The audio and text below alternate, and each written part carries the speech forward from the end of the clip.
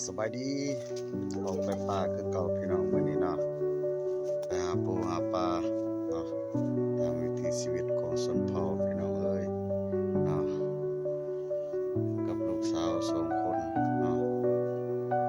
นี่เอาไปไว้แล้วพี่น้องเอ้ยหาปูหาปลาตำห้วยตำหองหากินตามธรรมชาติเนาะตามวิถีชีวิตของชนเผ่าเนาะเขตชนบทลูกสาวก็พักโรงเรียนเนาะมื้อนี้เนาะได้พาลูกสาวขึ้นภูไปหาปูหาปลาหาอีปุงตามไว้ตามห้องเนาะ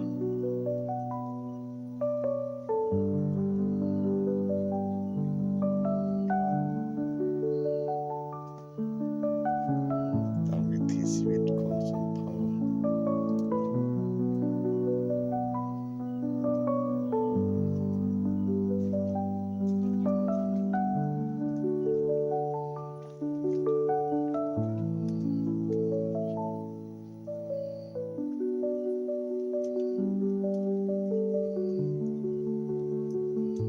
ห้วยก็ห้วยน้อยๆพี่น้องเนาะบ่มีดอกห้วยใหญ่อยู่บ้านนอกคอกนา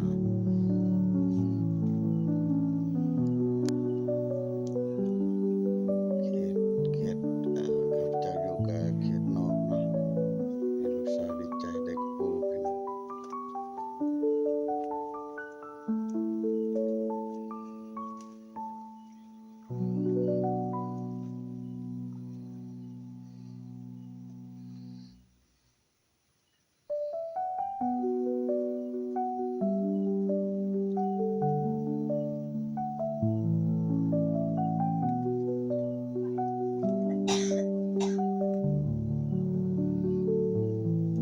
กับลูกสาว2 คนเนาะ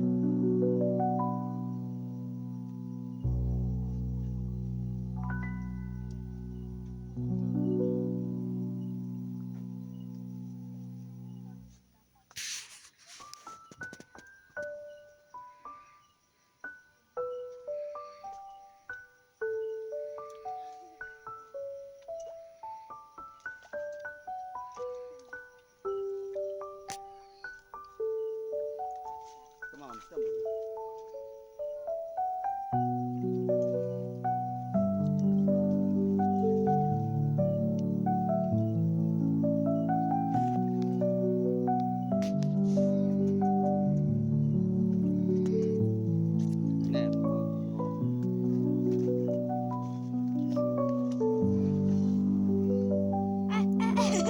น้ำบ่มีดอกว่าสินี่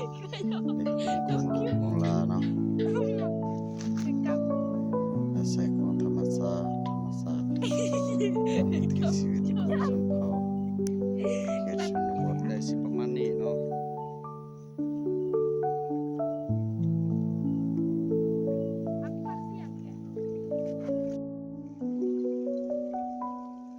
กระปูพี่น้องกระปูนี่ได้กระปูแล้วใหญ่บ่พี่น้องใหญ่บ่ไม่ปู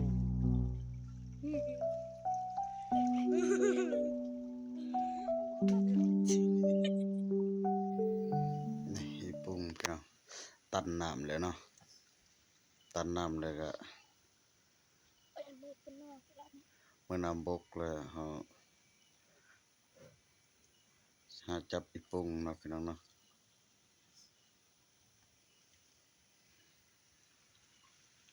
กับลูกสาวอีปุง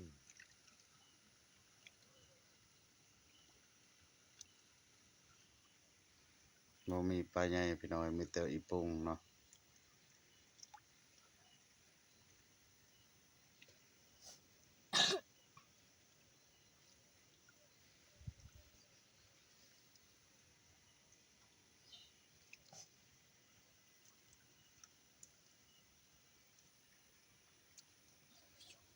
คลิปนี้ก็สิมีเท่านี้เด้อพี่น้องเด้อเนาะ